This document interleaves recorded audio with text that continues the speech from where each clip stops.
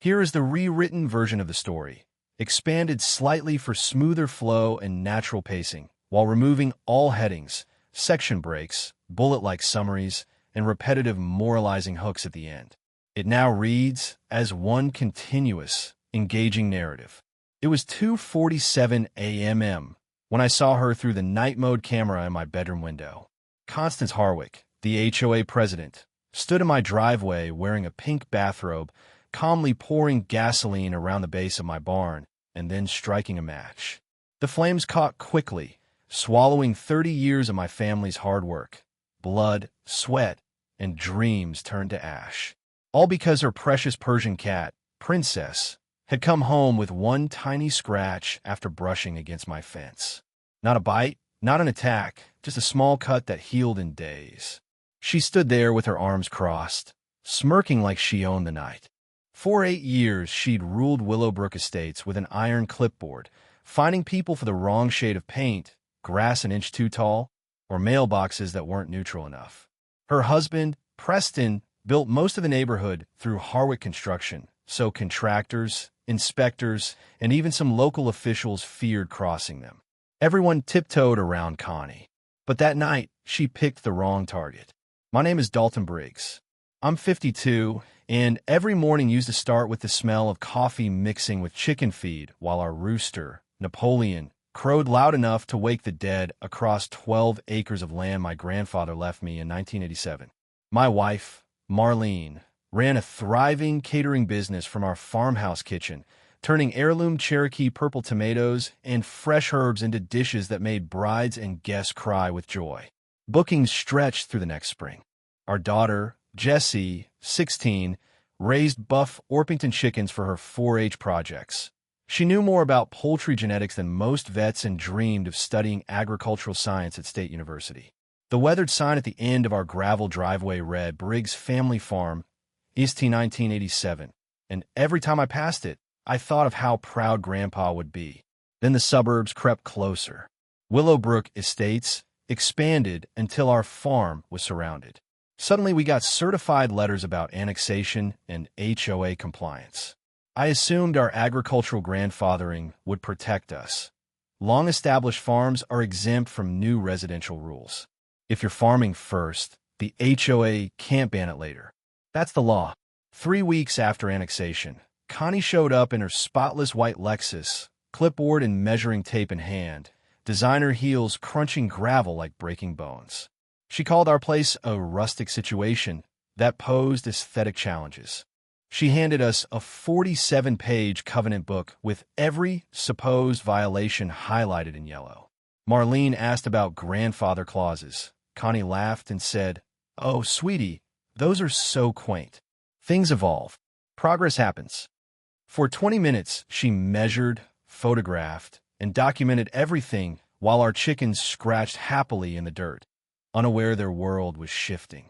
The first fine letter arrived soon after, $3,000 for our non-compliant chicken coop, built by my grandfather 40 years ago. Professional photos showed angles that could only come from trespassing on neighboring land with a telephoto lens. She'd been planning this. I drove to the county courthouse and dug through dusty records for hours.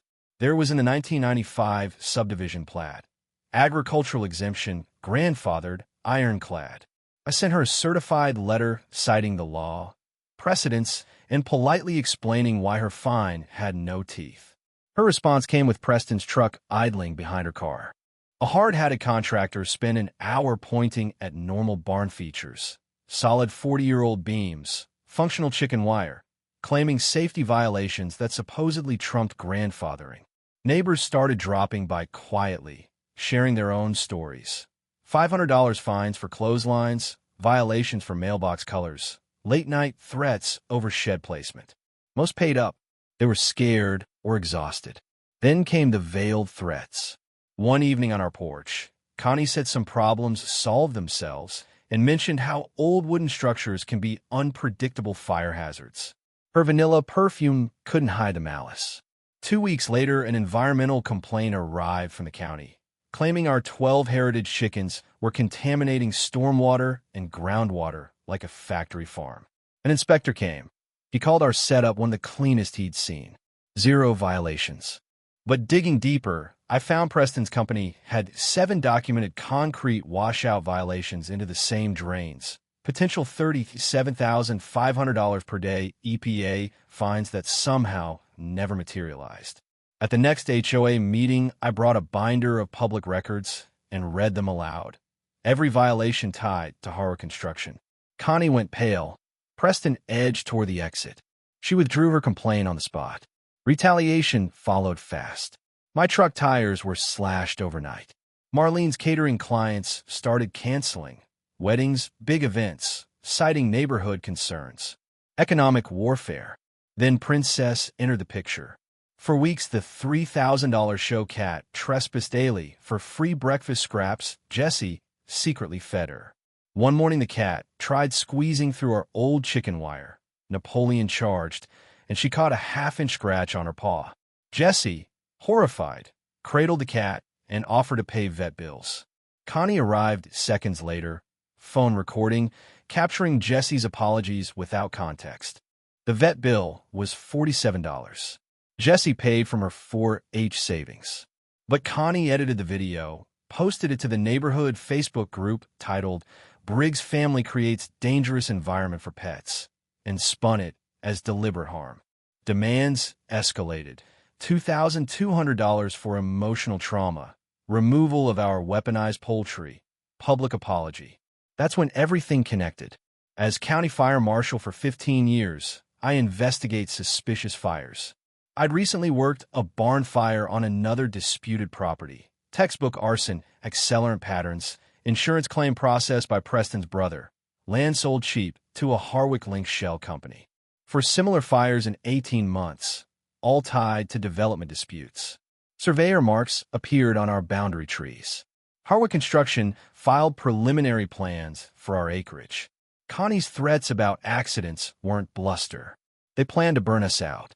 I turned our farm into a fortress. Trail cameras, motion sensors, thermal imaging, accelerant detectors, all legitimate fire marshal gear. Marlene scoured Connie's social media for patterns. Jesse gathered neighborhood gossip. I contacted FBI agent Sarah Chun. Multi-state insurance fraud triggers RICO. We staged a fake family emergency vacation. Suitcases loaded publicly. Mail hold, social media posts.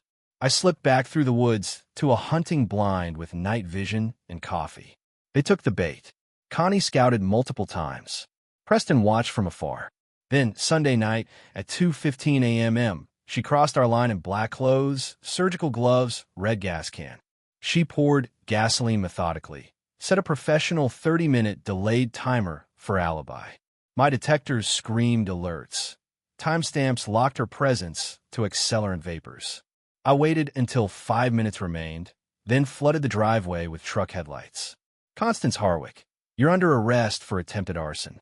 I'm für Marshal Dalton Briggs. She froze. Agent Chun and deputies emerged. The timer was disarmed at 8 seconds. Miranda rights echoed under flashing lights. Tuesday's emergency HOA meeting packed the community center. I projected the footage. Connie pouring gas, timer glowing. Gasps filled the room. Agent Chin detailed the 18-month conspiracy. Arson for profit, $2. $3 million fraud, RICO charges. Neighbors erupted with their stories. Preston tried to slip out. Deputies arrested him for racketeering. Connie got 8 years federal prison plus restitution. Preston 15 years, assets seized. Insurance settled with victims for $750,000. The old HOA dissolved. A new transparent association formed.